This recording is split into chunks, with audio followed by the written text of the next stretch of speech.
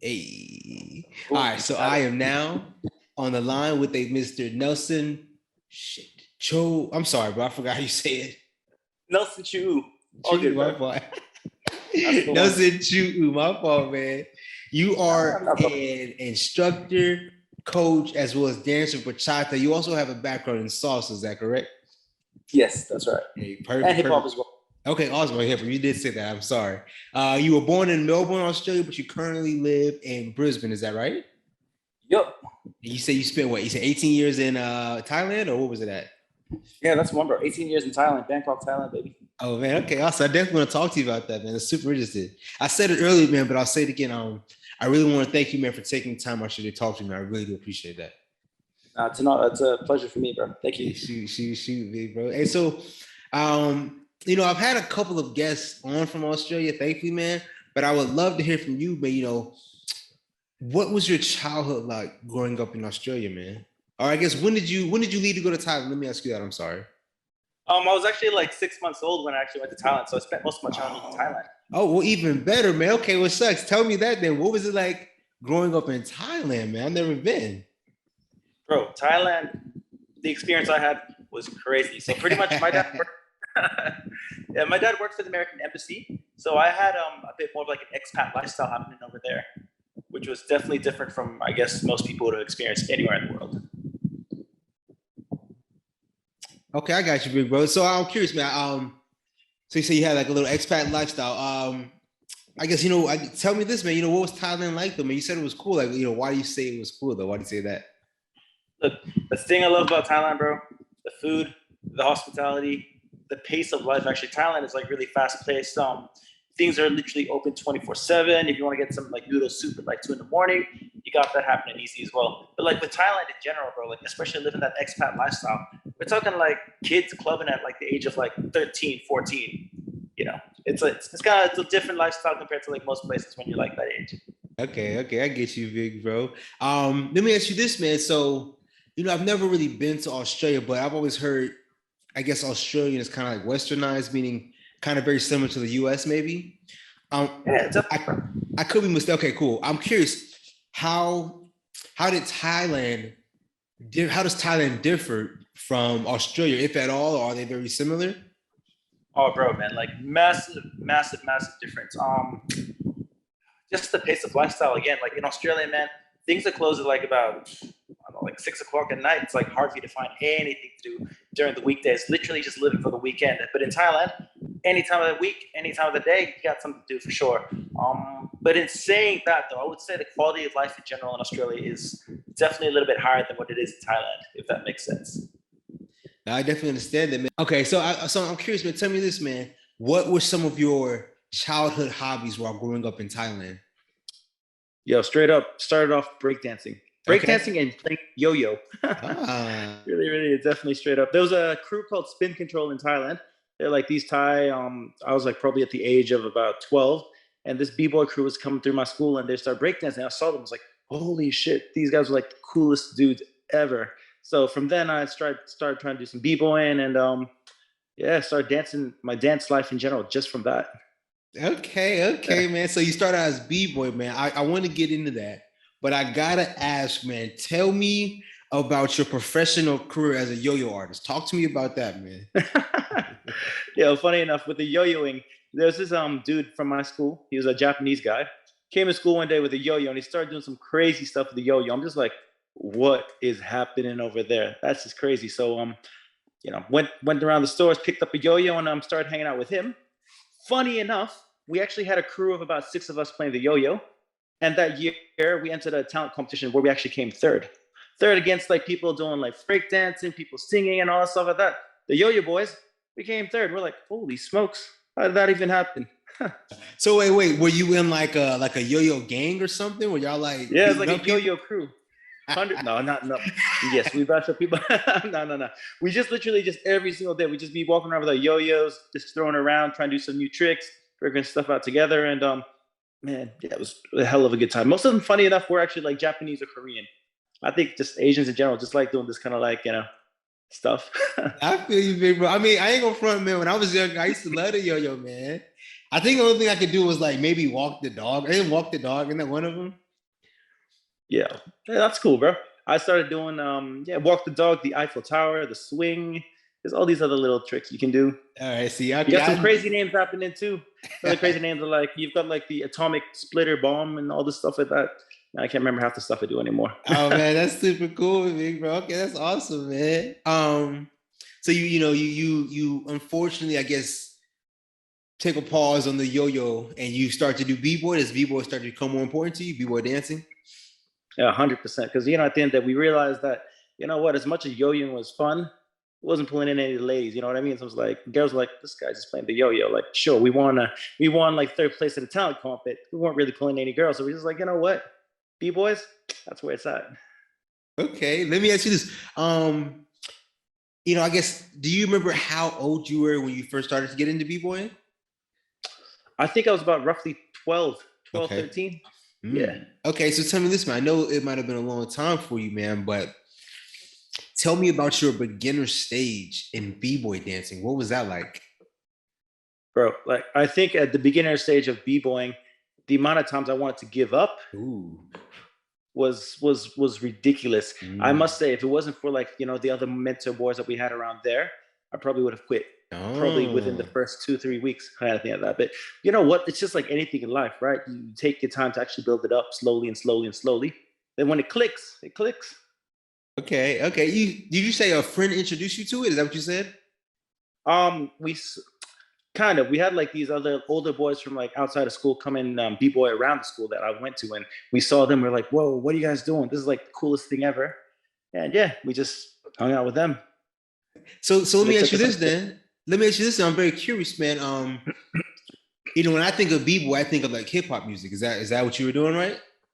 Exactly, correct. So let me ask you this. I'm very curious. What effect or influence did hip hop have in Thailand? Any at all? Was there any influence? Oh, massively. Hell, I reckon like hip hop is still one of the biggest genres that's actually happening in Thailand at the moment. Besides currently K-pop, but like hip hop is still really, really, really, really, really big up there in Thailand. We've got groups like Titanium, pun on the word there, Titanium. I like that. We got my boy Joey Boy is another like really famous rapper from Thailand. So hip hop is massive. I think just all around the world in general. Okay, that's awesome, man. Excuse my dog in the back. I don't know what she's doing. That's all cool, bro. So, okay, so I'm very curious then, man. You growing up b-boying, I'm curious what were some of your favorite, artists, musical artists growing up, man? Let me ask you that. Oh man, this is really funny, right? So like, when it comes to like dancing b-boying, obviously you got your BC Boys, you got your Run DMC that I like and stuff like that. But deep down inside though, I always just loved, typical your Michael Jacksons, your Ushers, I was more in terms of musical taste when I wasn't dancing, more to like my slow jams and more of my like R&B music, really. Okay, that's awesome, man. I definitely understand that, bro. So you're growing up, you're b-boying, man. Do you remember what you wanted to be when you became an adult? When you grew up? Oh man, straight up. I've always wanted to be a dancer. Hey, I just knew that I wanted to do something to do with music, whether it be dancing or performing or something like that for sure. 100%. Okay, that's awesome, man. So I guess, tell me this. What happens once you graduate high school, man? Do you go to college? Do you still pursue dancing full time? What happens for you? Yo, you know what happens in life? Hey, once you finish school, you finish college and stuff like that, you kind of just go to work, hey. And sometimes you put your hobbies a little bit back in the back burner as well. But to be honest with you, I kind of fell out of love with dancing and hip hop. And is there a reason for that? Yeah, for sure, 100%. So, like the first reason I really loved b-boying to begin with was because I saw the attention I was getting from girls. I was like, whoa, this is like the coolest thing ever. And girls were digging it. And I think I really gravitated towards dancing just because I actually wanted to have that ability to be smooth, to kind of be kind of like that, Mr. That suave kind of fella. But I feel as music progressed overall and over time, music kind of lost that kind of momentum of actually just being smooth. And I feel like, nowadays, yeah, keep going. No, my fault. I didn't mean to cut you off. I'm sorry. It's all right. Yeah, I feel like music just lost that smoothness. And I think, when it came down to it, music now just became kind of like really dancey, a bit soulless. Sometimes if there was some sort of like interaction, instead of being smooth, it's all about being just dirty, straight up. And I was kind of like, you know what? I'm not really enjoying dancing to the music that's coming out nowadays. So that's what happened. So are you one of those, are you becoming, one of those old folks, back in my day, get off my yard? Man, I am definitely an old folk, 100%, 100%.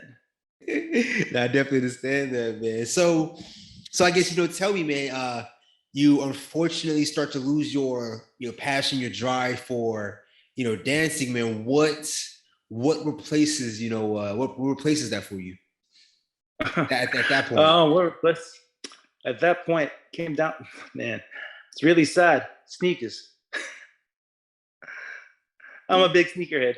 So when it came down to it, I think I still wanted to kind of like retain kind of like something that connected me back to those hip hop roots, and naturally it came down to like fashion and sneakers was the next thing I kind of migrated to, and focusing all my energy towards that instead. Let me ask you this, man. I think I understand it, but please, for someone out there who does not understand, a sneakerhead or people's obsession with shoes, can you put into why that why you're attracted to that, what draws you to that, what draws that community? 100%. So I reckon the sneakerhead community, bro, it's all about identity. Being able to actually have a sneaker that represents you in terms of an identity as a person. So having a community that you relate to, whether it be, let's say, for example, if you wear Nike SBs, you're a skater, right? So you're gonna be like, cool, I'm hanging out with all the skaters wearing all the Nike SBs. And then you've got the people who like the Jordans, they're all basketball players. They love their basketballs. But the thing is, with all those things, the one thing they have in common is they all love sneakers. So sneakers actually brought back the combination of your basketballers, your skaters, your fashion heads, all come together through that commonality, which is just the love of sneakers in general. Okay. And so let me ask you this then. What about someone who might throw shade and be like, man, your shoes don't define you, or that's for little kids. So what would you say to that? I'm curious. Well, man, look, in life in general, like a lot of things don't really define you. For example, your Rolex doesn't define you, your car doesn't define you, your job doesn't define you. So like at the end of the day, you can define yourself based on whatever you want to, really, right? At that point in time in your life, there's definitely more to you than just the shoe or what you're wearing, for sure. I definitely understand that, and I think I agree with you as well. Sometimes people can let their job, maybe, or something like, or how much money they make, maybe define them. So I definitely understand that. I definitely understand that, bro. Yeah, even like with dancing too. Like, what I mean? Like, just because you shouldn't let, like, for example, like yourself being like a dance teacher or a dance instructor, or you're just strictly a hip hop dancer, define you who are as a person yourself as well. I feel, as much as myself as I love my dancing, I love my sneakers, whatever, those things are just a part of me. They don't define me completely 100%. Okay. Okay. Yeah. So I gotta ask, man, because I know that being a sneakerhead is not, or it can be a very expensive habit, or lifestyle, man. How were you able to start funding this drug habit of yours? Oh, bro, man, straight up. So I actually worked at Nike for a good 5 years. Started off just as a casual, and then eventually became one of the managers of the store. I got your hookups through the actual company themselves as well. And back in the day as well, before there was anything like StockX or like stuff like that, we just have to do the old way, just line up, either that or just really buy it, and like buy it overpriced shoes and hoping that they'll actually sell for extra money later on. Okay, so I guess two questions for you. One, were you flipping shoes, or were you buying them to wear them? Oh man, depends. Hey, straight up, I was looking for both opportunities. There'd be shoes that I bought and I did flip for sure to make some money, but ultimately I still regretted it right away. And it's like, oh man, those shoes are so fire. Holy smokes, I should have kept them. But at the end of the day, new shoes come and go all the time. So I wear some, I flip some for sure. Shoot, let me ask you this then, man. How do you feel about those computer bots that are just buying up everything right now? Bro, those guys ruined the shoe game. I feel like people don't really appreciate the internet in general. I feel has kind of ruined the shoe game a little bit in terms of having that accessibility. I feel back in the day, even if you had a shoe that wasn't, let's say, like reselling for like $1,000, the fact that you took so long to get that shoe, you appreciate it more in general. But nowadays, you can just buy whatever you want. just like that, and it loses its value in terms of the way you appreciate it. Let me ask you this, man. I'm just coming up with questions, man. What are your thoughts on replica sneakers? Replica sneakers, oh man. Oh, and real quick, I just so people know, I don't know if I word this proper, but when I say replica sneakers, I mean inauthentic sneakers. Yeah, bootleg sneakers. Yeah, there it is.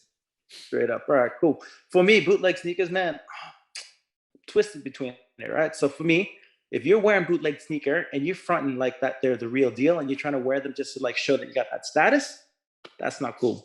But if you're wearing bootleg sneakers just because, to you, it's just like a nice sneaker and you didn't realize that it was a bootleg and just looks cool and they're comfy for you, no judgment there, 100%. Okay, shoot. I definitely understand that, man. I definitely do, bro. So you were saying, you said you start working at Nike, man, you were able to start getting a couple of hookups. I guess, I'm curious, man, how did you get introduced into the Latin dances? How did that come about? That's a really good question. So remember how I told you dancing died off for me for a sec, right? The reason I said that I didn't like dancing anymore because I felt that it wasn't really an outlet for me to be smooth anymore. It was kind of like just dancing just for the point of dancing. One day I went to like a Latin club. Actually, I didn't even know it was a Latin club. It was just like a random night out of a club with a friend. They started playing Latin music and I saw this older guy, I'd say in his like 50s or 60s.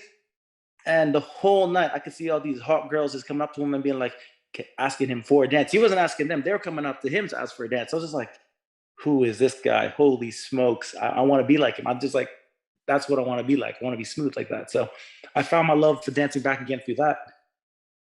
Okay. So you go to I guess you said a Latin bar. Was that a Latin club maybe? Yeah, definitely. Yeah. Well, what were they dancing? Salsa, bachata? What were they doing there? That was probably about 8 years ago, and bachata wasn't really kicking off that much just yet. So it was mostly salsa back then. Okay. And so you saw an older gentleman who could dance, and he had a lot of ladies, a lot of followers asking him to dance. Mm-hmm. And he had a lot of charisma. I was just like, man, this guy, he's the man. I was just like, I want to be like him. Okay. So I guess at that point, do you decide to get back into b-boying, or do you decide to start getting the Latin dancing? What? Latin dancing for sure, 100%. Okay. I was just like, okay. Went up to him right away, bro, where'd you learn how to dance like that? His answer was obviously, I've been doing this for 20, 30 years, so my teacher's not around anymore. But I was just like, oh man, that's like the coolest thing ever. And he's like, yeah. So you, unfortunately, you don't get any, I guess, good answers out of him. So, what do you do, man? How do you find an instructor? What's your next step? The next step was YouTube, 100%, social media. I think a lot of people's first path to actual Latin dancing to begin with would start off with something online, whether it be a YouTube video, like how do you start Latin dancing? There's a podcast, I think it's called like How To Podcast or something like that. I kept on watching the videos at home and just trying to practice stuff at home by myself to begin with. I've seen a couple of the videos. They have how to on like different on a lot of different things. I definitely know what you're talking about. Yeah. So I guess if I'm hearing you proper, you started learning salsa online as in no instructor? Yes, correct. And so talk to me about that, man. What was that experience like for you? Learning from a video. That experience was definitely the hard way to do things, as some would say, 100%. And just in general, not even knowing where to have a partner to dance with as well. I was literally watching the videos, trying to like map in my head, okay, if this girl was right here in front of me, how would I turn her? Because I was totally new to that scene. The first thing I went to was getting a Latin video. I didn't even think of a girl that could dance with me. So I was literally just trying to practice by myself. I get to the socials. You know what? I'm one of those guys. I'm just kind of like, I'm not scared. I just went up to a girl, looked lovely. I'm a total beginner, but I love dancing so much. Can we have a dance, please? And I just tried doing my thing as best as I could. Oh man. Oh, that's okay. So that's very impressive, man. So you are learning salsa with no partner, trying to learn from a video, and then you go straight to a social and you ask an attractive young lady to dance. Of course. All right, that's super like ballsy, man. Super ballsy. A lot of people don't have the confidence to do that, man. Must be the B-boy in me. Is that what it is? Okay. So it is. So I guess so talk to me in total about your beginner stage. So were you like for 6 months just doing YouTube, Facebook, social media, or what? So pretty much, yeah, for I think about a good 3, 4 months, I was just doing YouTube videos, trying to practice with as many people as possible, going out to as many socials as possible, and dancing as much as I can. Was it the best dances? I wouldn't say it wasn't the best dances in terms of technique, but I always knew to have fun for sure, and I tried to keep it simple. The next stage for me was actually my really good friend Arturo. He actually spotted me out on the dance floor one day, and he actually approached me. He's like, "Yo, bro, I'm a Latin dance teacher, actually on a Latin dance school. I see that you have potential, and I can see you got that hip hop b-boy vibe on me. You want to come do a choreo with me?" Um, okay, I want to get into you and Arturo, but let me ask you this, man. Looking at where you are today Mm. and where you came from, would you recommend your same journey to someone who is just now starting? Meaning, would you recommend someone follow exactly what you did, or would you recommend something different? I definitely recommend something different, 100%. And what would you recommend? The difference would be if you want to learn how Latin dance, jump online, Google Latin dance classes. That's the one thing I would definitely do. Jump into classes right away. But the one thing I wouldn't do different from my journey is just jump on the dance floor right away too. Don't be afraid. Don't wait for the 2, 3 months of classes to be like, oh, am I brave enough to dance with this person or whatnot? I think you need to just immerse yourself into it. I think I've seen over the years too many people that start the journey in a dance class that end up giving up before they even set foot on the dance floor. Okay, two-part question for you, man. Hmm. First part being, why do you recommend in-person classes over videos? And the second part being, what are the benefits of social dancing? Going to socials and not just Yeah, classes. 100%. So, in terms of going to classes, especially as a beginner to begin with, it's kind of like the blind leading the blind. If you actually go to classes, you've got somebody that's actually going to help you understand what your first baby steps should be. It's kind of like learning a language, right? Like you go into a French class or a dance class, whatever, it's the same thing. So going to a class is going to give you a little bit of that confidence to begin with. But going to social dancing is so important too, because the thing about social dancing is that there's so many variables that aren't in a dance class. For example, what if there's a crowded space? You can't really dance linear the whole time when you're in a social dance floor, for example. Also, maybe the girl might not be as receptive as like the girls are learning the class because they don't know what the turn patterns are coming through. All these different things are happening. So learning to adapt as well is also a really big important thing to do on the social floor as well. Now, I definitely understand that, man. I definitely agree with that as well. I definitely agree with all that, man. Let me ask you this, man. I guess I want to hear, how would you, in your first 3 months where you're learning from videos, how would Mm. you describe your dancing style? Did it look like salsa, or did it look like something completely different? It looked like a hip hop dancer who can dance salsa, who was trying to dance salsa, because all the girls I danced with would be like, "You dance hip hop, don't you?" I'm like, "Damn, how'd you know?" I'm trying to dance salsa. Like, "You dance hip hop, don't you?" I'm like, "Yeah, I do." So what were you just breaking away doing like a hip hop shine and just coming back doing a pattern, a basic step? I guess so. You can say like, like I know, like I think my frame was moving a little bit more than normal. I was kind of trying to like move, accentuate my hips a bit too much, stepping with my heel first, all that stuff like that. Trying to give it kind of like that hip hop flavor to a certain extent. Okay, I understand. So I guess goes back to what you were saying. The benefits of having an instructor who could maybe guide you along on proper ways. And so I guess even more so, let me say this as well. I guess once you maybe start taking classes or got with Arturo, did you have to overcome some of those bad habits that you had created? 100%. But I also did fight those bad habits as well at the same time. So it was a really really tough balance because of the fact that yes, I understood what Arturo was telling me was the right thing to do, but at the same time I was always trying to maintain that hip hop flavor that I had in myself. It was this constant battle of trying to learn the proper technique without losing my individuality. I think that's one thing that a lot of people might struggle if they've got a previous dance background that they've already established some sort of style. Okay, I definitely understand that, man. So talk to me about Arturo. He said an instructor who proposed you to do a choreo with him. Is that right? Yeah, correct. We entered a pro-am um, mixed shines choreography piece, and we actually Okay. came first in Australia for that. Nice. Yeah. Tell me about your preparation for this competition. You got first place here. Tell me, was it just you and Arturo, or was it, a team of y'all? It's us two. It's just a team. It's just a duo choral. Yeah, And, yeah. and you said it was just a shine competition. Is that what you said? Yep. It was a shines category, correct. Oh, okay. Yeah. So yeah, tell me, how did you prepare for that? How did you go about that?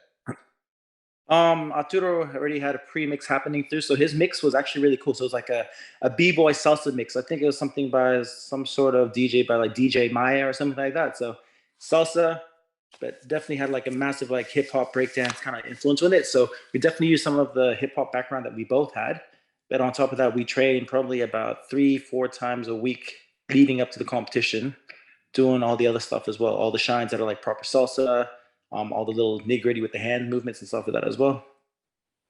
Okay. How how do you feel about performing? I love performing. I thrive on it, 100%.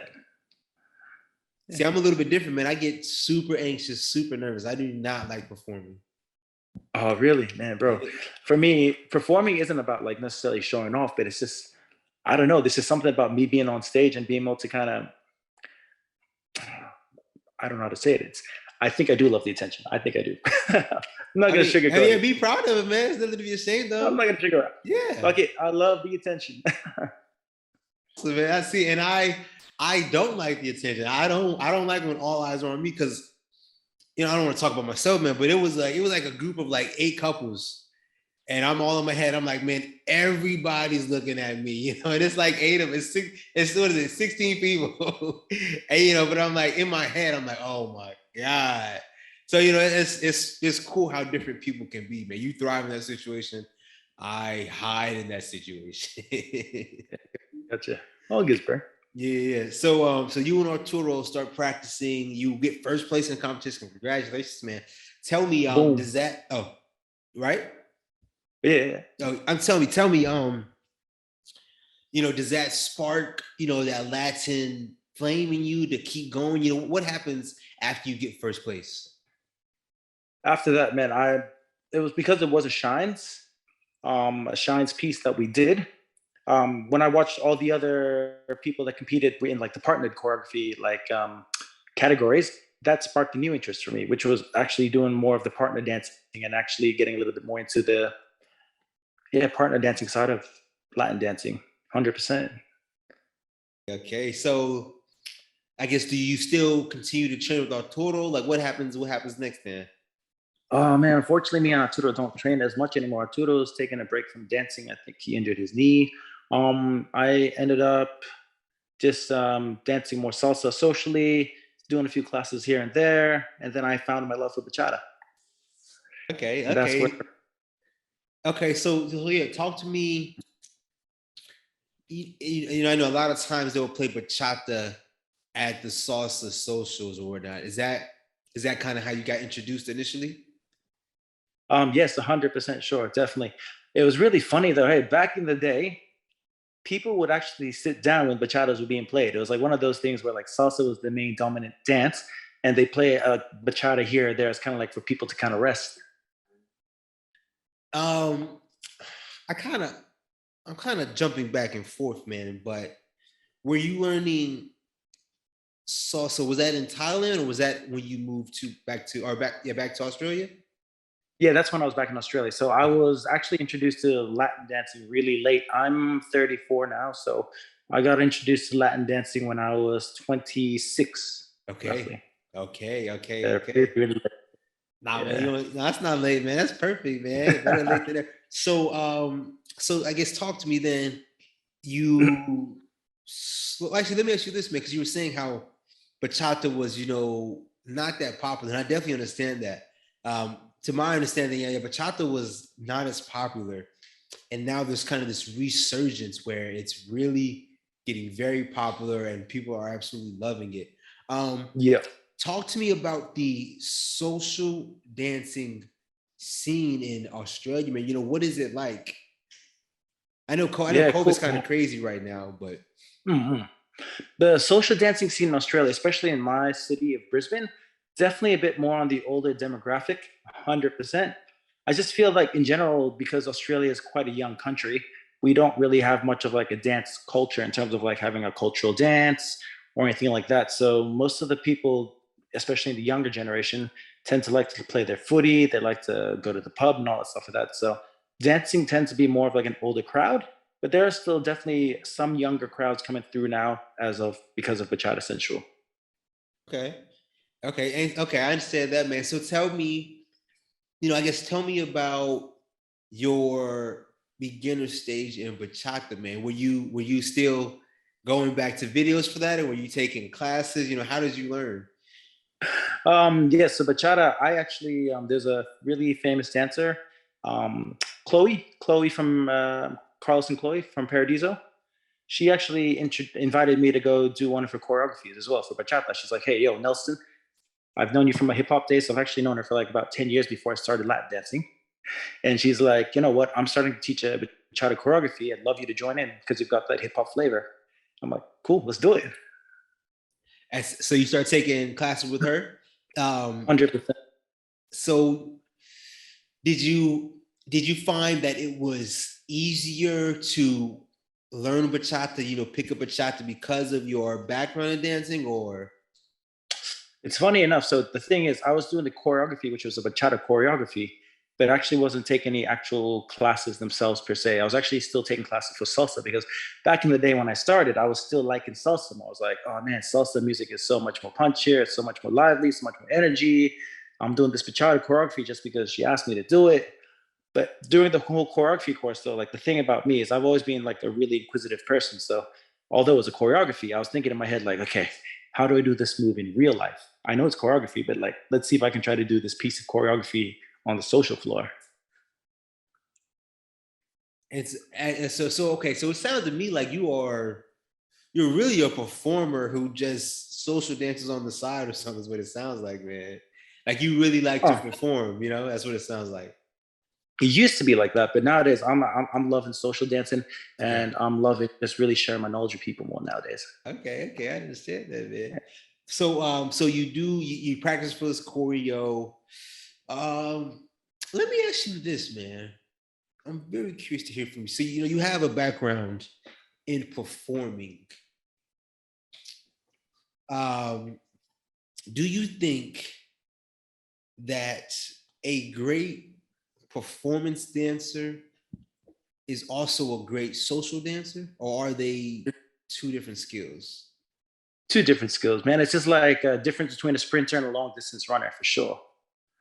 I definitely think the different skills. I mean, the ultimate dancers are the ones that can do both really well. But some people who train purely just choreography unfortunately aren't the greatest social dancers because they're not used to adapting. They're used to making sure that the movement that they know is done through from the beginning to the very end, the way that they've learned it. Okay, that's very interesting. So I guess, yeah, if you in order to be a well-rounded dancer, it shouldn't just strictly be choreography. It should also be, social dancing as well. 100%. To be the best dancer, in my personal opinion, you've got to be able to social dance as well. 100%. Because the core of salsa and bachata has always been that social aspect. The performance side has been there to inspire people to start the dance, but the dance itself has always been a social dance first and foremost, in my opinion.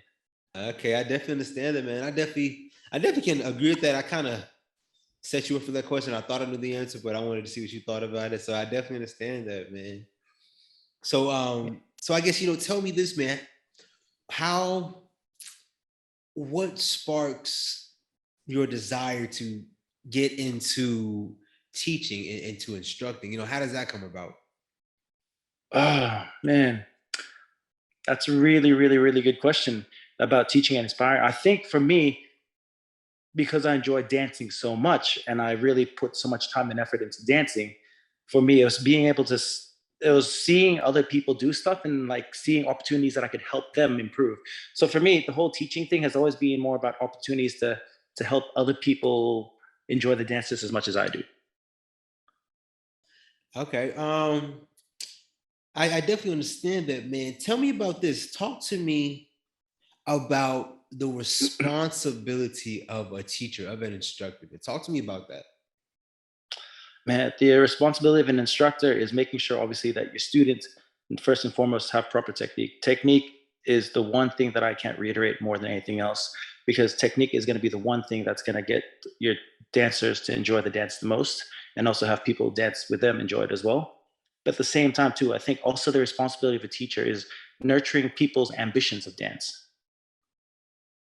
What I mean by that is pretty much your first responsibility for a beginner teach as a teacher teaching beginners is, yes, you want to teach them technique, but first and foremost, you got to teach them the love of the dance first. Get them to love the music, get them to enjoy it first. If you can't do that first part yet, then they're going to give up already. Once you've got them to actually feel the love of the dance, you start hammering in a little bit more of that technique. You start getting them a little bit more of that musicality coming through as well. And once that comes through, you can take them to that next level, which is possibly performing as well, 100%. So let me ask you this then, man. Say, or let me ask you this, in your opinion, Mm. what are the required credentials? How should a person know that they're ready to teach? How did you determine you were ready, and how could someone else determine if they're ready? Whoa, bro, you know what? That is a great, great, great, great question. Um, I would say, honestly speaking, the credentials you must have would be obviously dancing for a few years minimum. And when I say a few years, it's not actually about, let's say, like dancing once a week for 5 years or 6 years or 7 years. Like, when people ask me the question, how long you be dancing for, I'd rather them ask me how many hours you've put into dancing. So I reckon the credential should actually be based on how many hours you put into dancing to begin with. And number two, I think as a dancer, the way I fell into it was starting off by giving people little tips and tricks here and there. Once I started giving people little tips and tricks and they worked really well, people started coming to me more and asking me for more tips and tricks. And then I started assisting some classes as well, because teachers saw that I was having that potential. So I think going through that phase of assisting is also really important to make sure that you're getting that proper education to teach as well. And then from there, once you've, I guess, assisted enough, and you actually have a lot of people actually asking you to, like, oh man, can you like do like a private session with me? Can we catch up sometime? Just us two going through stuff. You kind of know that you're ready. But the thing about being a teacher, though, and being ready is you're not always stopping your learning. You're always learning. Even when you're teaching, you're still learning. So talk to me about your beginner stage in teaching. What was that like? Because let me ask you this real quick. If you're good at a certain skill or hobby, does that Yes. does that automatically make you a good teacher? No, definitely not. Mm. Definitely not. Depends on where you come from in terms of why you dance as well. So, if you come from a like an egotistical perspective where you just want to dance, you just want to perform, then you're definitely not going to be a good teacher. But if you actually come from the perspective that you actually want the greater good of, like, say, the community, the dance community, and you actually want to have better dances, and you just genuinely want to help people, then I think that's going to be kind of like the attitude you'd have to be a good teacher. Tell me about your beginner stage in teaching. What was that like for you? Um, Man, that was I was actually very, very blessed with my beginner stages of teaching, in the fact that I actually had my best friend right now, actually, Tony Bachata Lara. He's actually one of the pioneers of bachata. He actually wanted to start up a bachata night in Brisbane, and he's seen me around the tracks, dancing around, and he'd seen me, kind of helping out people and stuff for that. And he's like, "Hey, Nelson, you know what? I can see that you have potential to teach. I can see your potential as a good dancer. You want to possibly teach a beginner's class at my Latin night?" And I'm like, you know what? I'd be totally down for that, 100%.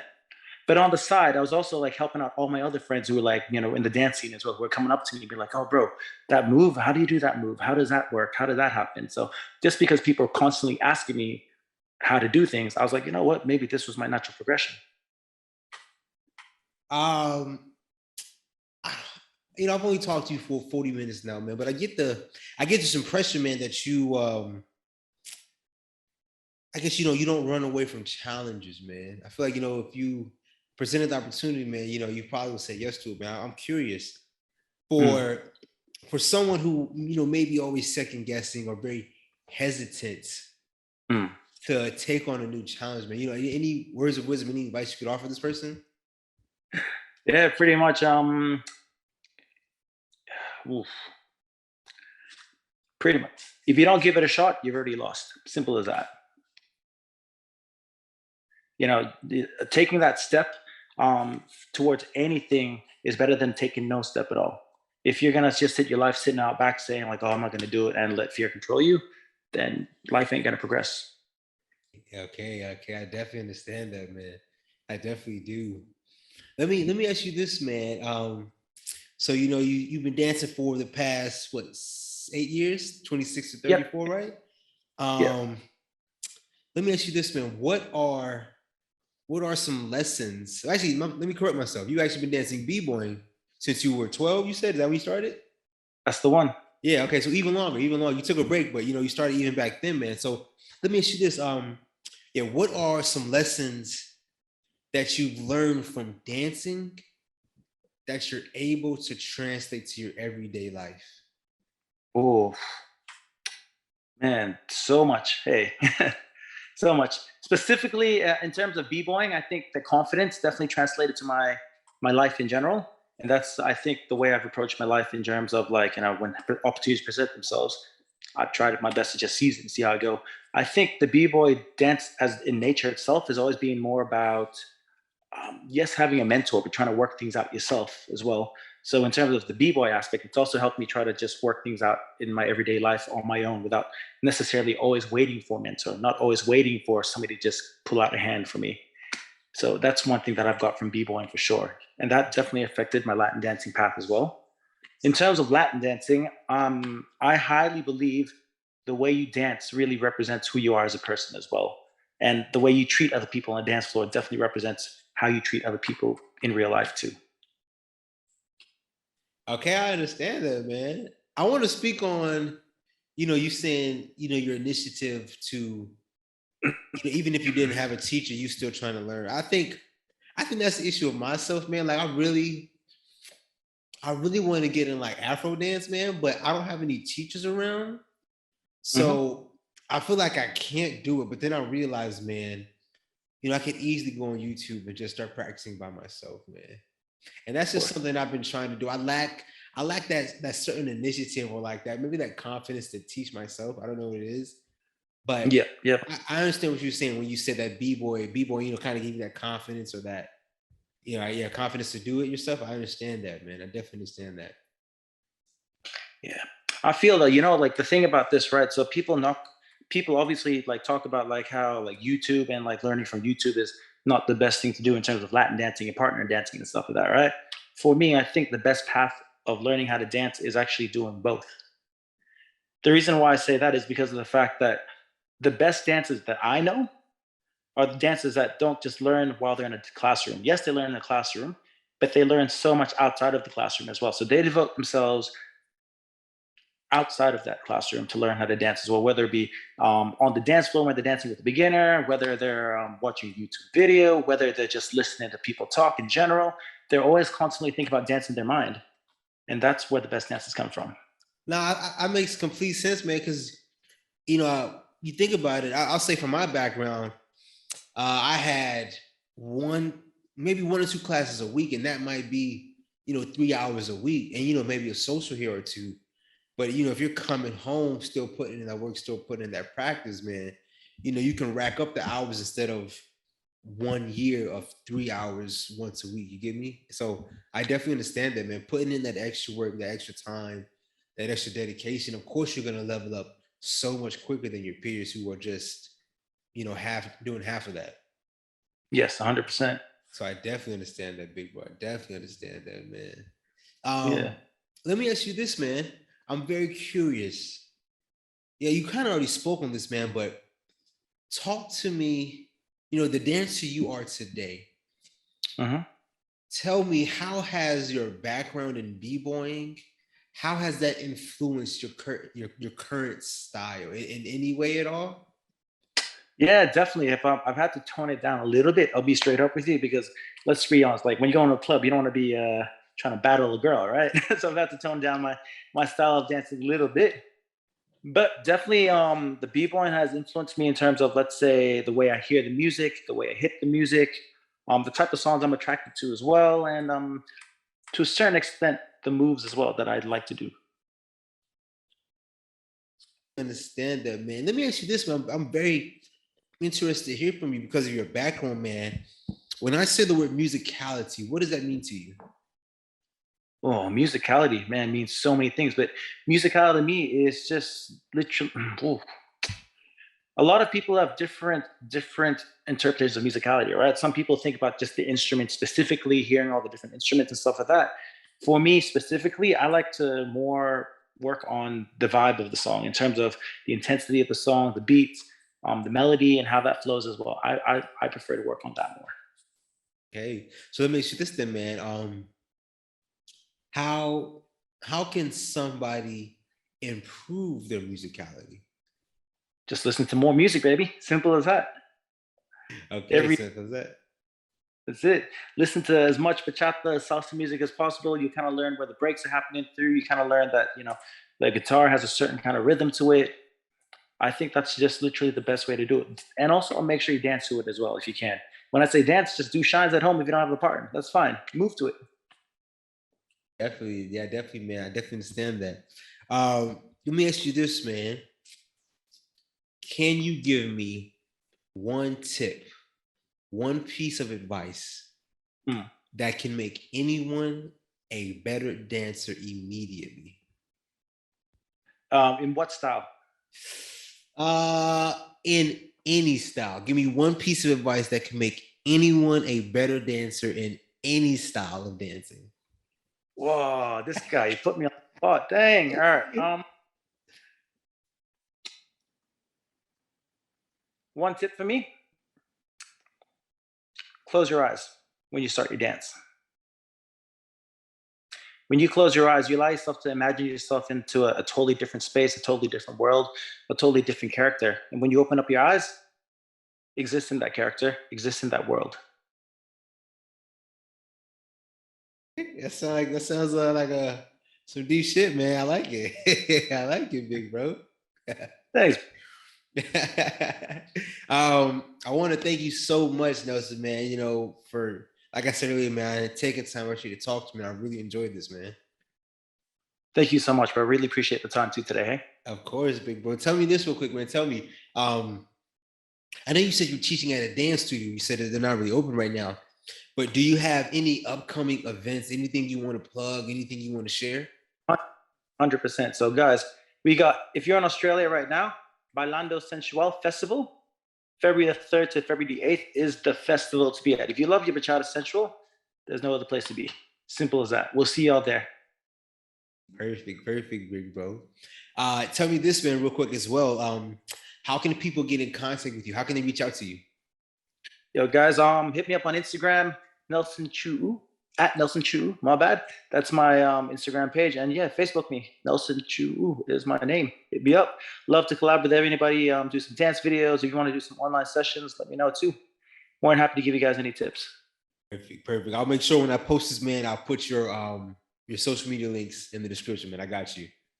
Thank you so much for that. Of course, man. Like I said, Nelson, I really appreciate this, man. I can tell, how passionate and how dedicated you are to dancing, man. So I thoroughly, thoroughly enjoyed this, man. Thanks, bro. 100%. Yeah. Hey, I really, especially like bachata. I love bachata so much as a dance just because of the fact that, it allowed me to become that smooth, suave kind of guy again. And I think it's really hard nowadays in terms of like modern music to find that music or that kind of dance style that has that soul to connect with people. um, Let me ask you one question if you got time, man. I'm curious, I'll say this about myself, man. So I have a background in salsa, bachata, kizomba, as well as Brazilian zouk, man. Hmm. And me personally, man, right now, my favorite is kizomba. And that's Hmm. just because I connect with the music so much, man. Hmm. I'm curious, is the reason why you're so passionate about bachata is because you have a true passion for the music? Is that kind of goes hand in hand with it? The reason why I love bachata so much is I think it is the perfect medium to connect with people. I feel when I say the perfect medium, I feel like, let's say you had salsa, which is one kind of like end of the spectrum where you've got a lot of turn patterns, you got a lot of space, and you've got the other side of the spectrum, which is kazomba or zouk, where it's a bit more flowy, it's a bit more close connected. I mean, zouk's not very connected, but kazomba is, right? I feel bachata has that perfect pace where you've got the turn patterns from salsa, modena, and then you've got a little bit of that kind of sensual feeling that you get, let's say, from zouk or from kazomba into it. And also mixed in with that kind of modern musicality nowadays as well. I think that's what's really driving bachata to be my favorite dance. If you understand that, man. So real quick, would you consider yourself a bachata tradicional dancer, or are you more so like a sensual bachata, or just your own style? What would you classify? How would you classify yourself? Yeah, I'd call myself a bachata sensual dancer for sure. And when I say sensual, I don't mean body rolls. That's the one thing that's one of the biggest things I teach to people is sensual as a feeling versus sensual as a style. I feel people definitely get that twisted all the time. People think that the moment you start dancing, you start doing your body rolls and your cum rays and all this stuff like that. They're like, oh yeah, cool. I'm a sensual bachata dancer. Nah, I've seen guys out there who are like old, who just keep the dance nice and simple, who dance way more sensual than that. Let me ask you this real quick, bro. I don't hold you up, man. For someone who may be new to the social dancing scene, man, Mm, and they see a couple doing a sensual bachata, I could hmm. understand how they may think that this dance is like very sexy and it's like, you know, um, they may get the wrong interpretation from it. Correct. How do I word this? How would you say to this person that it may appear this way, but it's not necessarily this way? What would you, how would you? Okay, cool. That would be really that's pretty simple for me. All right. So bachata, sensual, can be either sensual or sexual. I think the sexy element can be there as well, but the sexy element and the sensual element, the one thing they have in common is safety, and also there has the other element in common that they have is consensualness. So both people want that to happen. As long as both people are happy with that kind of connection, I think whatever you see there is fine. But the most important thing you guys have is to obviously have that care first and foremost to see what type of connection they want, as opposed to just assuming that's what they want. Okay, okay. Let me ask you this. I'm thinking of like another example. You're a leader. You're Mhm. dancing with a follower, and Mm, like I said, her boyfriend is new to the scene. He's never seen this. mm. Um, is he justifiable in becoming a little bit jealous? Wow, that's a really, really good question. Yes, I believe it is definitely justifiable for him to be a little bit jealous, 100%. Um, the reason why it's a little bit justifiable is because of the fact that he doesn't know what's happening, right? So for me, it's about education, really, at the end of the day. So if he's jealous, yeah, you definitely I can understand why he'd be jealous. If we educate him, maybe he'll be a little bit less jealous. And I guess that's an opportunity for him to come take some classes as well, then, right? Exactly, 100%. Exactly. Think about education. You know what I mean? If that's the best way to actually, like, when people saying like, "Oh, you shouldn't be jealous about this," I think it's just because you haven't educated him enough for him to understand what you're looking for in the dance. I definitely agree with that, man. And I like that word. I like how you put it, man. He's just, you got to educate him, let him know, or just educate him. I like how you put that, man. I definitely agree with that, man. I definitely agree with that, man. Nelson, I don't want to hold you up, man. Do you have any last words before we close out of this episode of the Two Lefty podcast? Oh man, I do. Okay, cool. The one tip I want to give people who are like Latin dancers or partner dancers in general, I feel that the best dancers in the world are first and foremost good people. Simple as that. I don't let the dancer define you. Let you define the dance. And what I mean by that is pretty much, let's put it this way, right? If you go into a Latin club, right, and you've got this guy who has a notorious reputation of being like a creep, he could be the best dancer ever, and you've never ever danced with him before, but you've like, everybody's pointed out that he's a creep. The moment you dance with him already, you're already going to be guarded. You're going to be in that kind of like, oh shit, I'm dancing with a creep. The dance is already going to be crap because of that. If on the other hand, you've got a guy who's like, everybody's like, oh, that guy's like, a really, really nice guy. He's like, a gentleman. He treats people really kindly. The moment you dance with him for the first time, you're going to be a little bit more comfortable. You're going to be a bit more calm. So what I'm trying to say is don't let the dance define you. Let you define the dance. Hey, okay, I like it, man. I like it, man. Um, I want to thank you so much, Nelson, man, for taking time. Should I say it one more time, man? Thank you so much, Nelson. Thank you very much for that, bro. Have a good night, eh? Hey, shoot, big bro. This will do it for this episode of 2 Feet Podcast. Take it easy, Nelson. Peace. Thanks, bro. All right, big bro. That's all it is.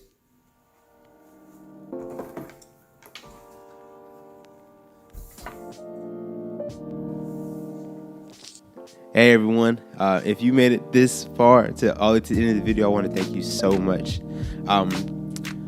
My overall goal with making these interviews and these episodes is to give a voice to dancers, to give them a platform to speak their story. So if this is of value to anyone, then that means the world to me. My overall goal is to give value to the dance community. So if you find no value in this, then I urge you to please let me know where I can improve on. I truly want to, just give value and content to the dance community. So please let me know how I can improve, where I'm messing up, because to be 100% honest with you, I'm learning along the way as I do this. I truly am. So to be able to interact with the dance community, it means the world to me, because it gives me feedback and it lets me know what I'm doing right, where I can improve upon, what I'm doing wrong, which I feel like might maybe more important. So please, if you all could comment and just let me know what you think, it means the world to me, because that feedback just helps me improve. So please comment as well. Please like and subscribe. That means a lot as well. But I want to say thank you so much for just watching this, because it means the world to me. I want to take you on this journey of the 2 Left Feet podcast. I'm very excited for it. So once again, thank you so much.